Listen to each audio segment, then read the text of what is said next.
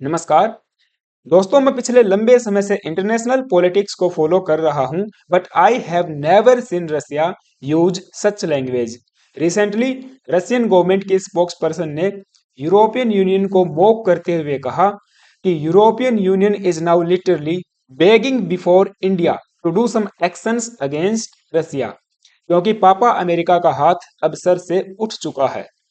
Now किस context में इन्होंने ये स्टेटमेंट दी है तो आपको बता दूं। यूरोपियन यूनियन की चीफ उर्सुला वोन अपने 27 में से 21 कमिश्नर्स के साथ इंडिया की 2 दिवसीय विजिट पे आई हैं, जिसे इन्होंने ऐतिहासिक कहा है। यूरोपियन यूनियन की पोस्ट यहाँ पे देख पाओगे, in historic first president and her commissioners team will meet tomorrow PM Modi and the Indian government in New Delhi. It will help strengthen ties in the areas vital to the prosperity and security of both.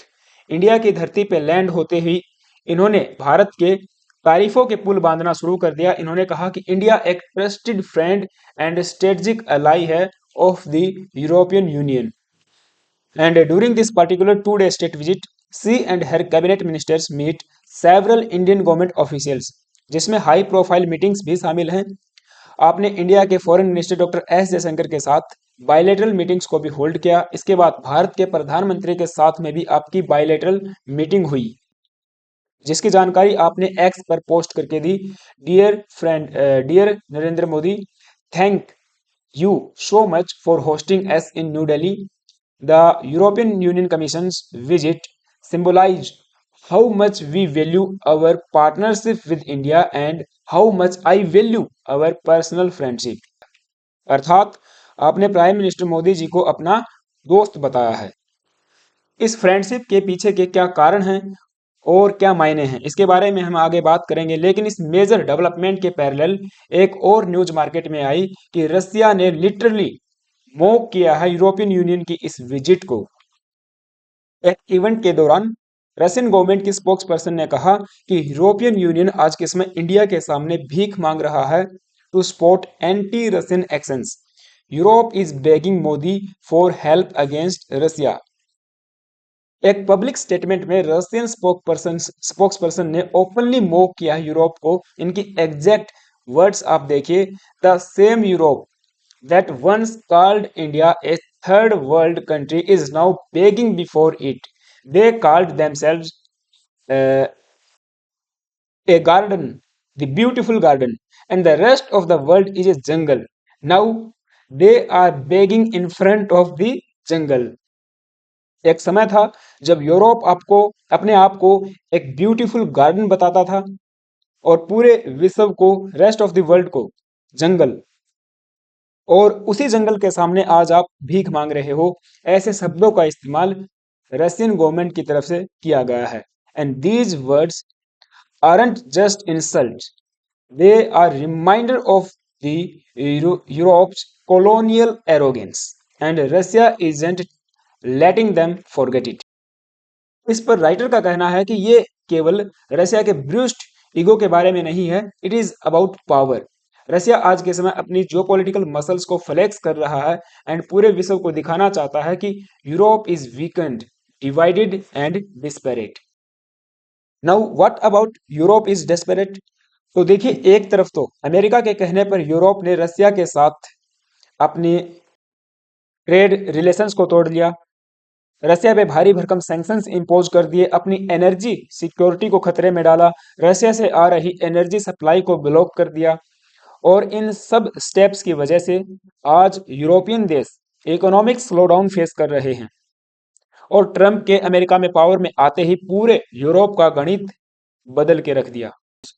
जो recent engagements Russia and America के बीच हो रही हैं, इन सब की वजह से यूरोपियंस आज एशिया की महाशक्ति इंडिया की तरफ देख रहे हैं कि इंडिया यूरोपियंस की हेल्प करे रसिया करने के लिए। EU chief seeks India's help in enforcing Russia sanctions during meeting with the prime minister Modi. इसके अलावा यूरोपियन यूनियन इंडिया से ये भी डिस्कस कर रहा है कि जो बैंड आइटम्स हैं उनको प्रिवेंट किया जाए फ्रॉम गोइंग टू रसिया, क्योंकि अमेरिका ने तो यूरोपियंस को बीच मझधार में लटका के छोड़ दिया है।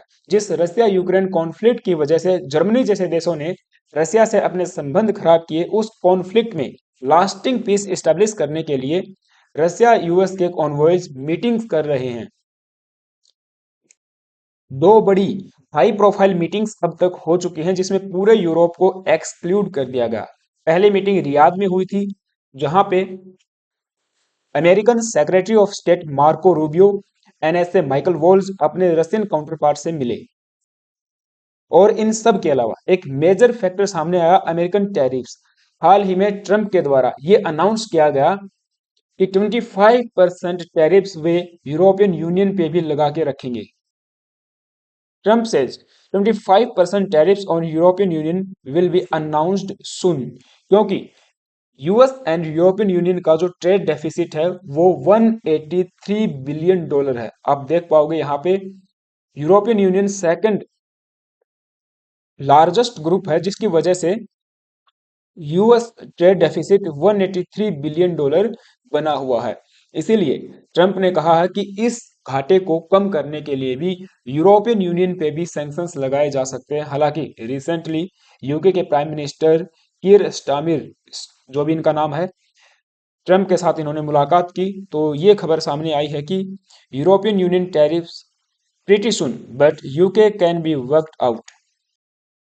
इन सब डेवलपमेंट्स को देखते हुए यूरोप को खतरा है कि हाँ, कहीं ना कहीं अमेरिका यूएस यूरोपियन यूनियन पे भी सैंक्शंस जो है इम्पोज कर सकता है। मीन सैंक्शंस नहीं, टैरिफ्स जो है इम्पोज कर सकता है।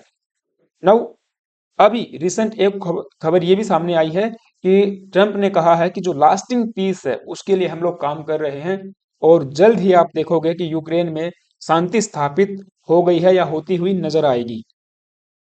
Donald Trump right to engage Putin on peace talks, says labour minister. तो जल्द ही हम देखेंगे कि दो एंटी सेंटिमेंट्स रखने वाले लीडर्स आपस में हाथ मिलाते हुए नजर आएंगे, जिसकी वजह से पूरा यूरोप नर्वस फील कर रहा है। और इवन रसिया ने तो यूरोप को ये धमकी भी दे दी है कि जो हमारी पीस टॉक्स होने वाली है उसको सबोटेज करने की कोशिश न करे।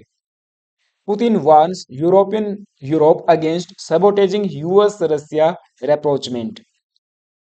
प्रेसिडेंट पुतिन का कहना है कि जो वेस्टर्न एलाइट्स हैं ये जरूर कोशिश करेंगे to sabotage talks between the Russia and US. इसीलिए इन्होंने पहले ही वार्निंग दे दी कि इस प्रकार का या इस तरह से किसी भी प्रकार का कुकर्म करने की कोशिश न करे, इन टॉक्स को सैबोटेज करने की कोशिश न करे। हम देख पा रहे हैं कि यूरोप आज के समय कितना डेस्परेट फील कर रहा होगा, क्योंकि इनका रक्षा गणित भी बिगड़ता हुआ नजर आ रहा है, क्योंकि अमेरिका कई बार वार्निंग दे चुका है नाटो से बाहर होने की। अब देखिए, नाटो जिसे बनाया ही अमेरिका ने था, आज स्वयं उससे बाहर होने की वो बात करता है, वार्निंग्स देता है।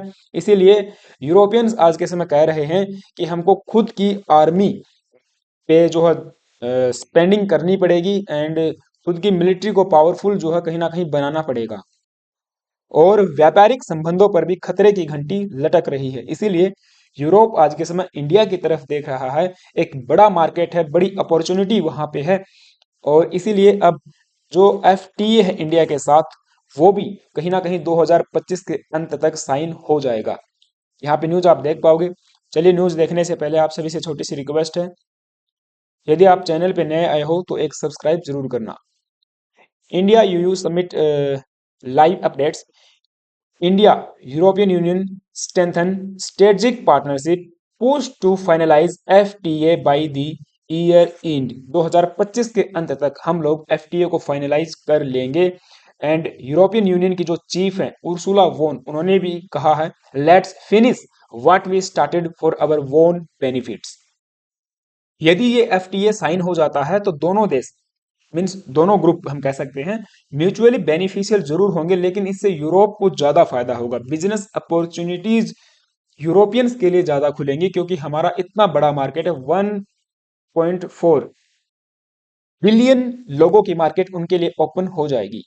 एंड इंडिया में फिर जो यूरोपियन कंपनीज हैं, without any further tariffs, India में अपने आइटम्स को, अपने गुड्स को जो है बेच पाएंगी।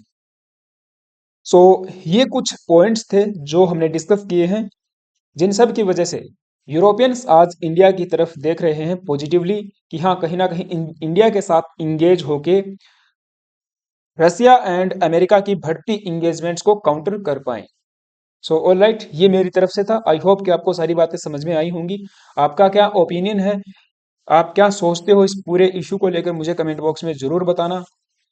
एंड हाँ, चैनल पे नए आए हो तो फिर से एक रिक्वेस्ट है, एक सब्सक्राइब करना गाइज, बेल आइकन को प्रेस करना, वीडियो अच्छी लगी तो लाइक, हाँ लाइक करना। Thank you, have a nice day.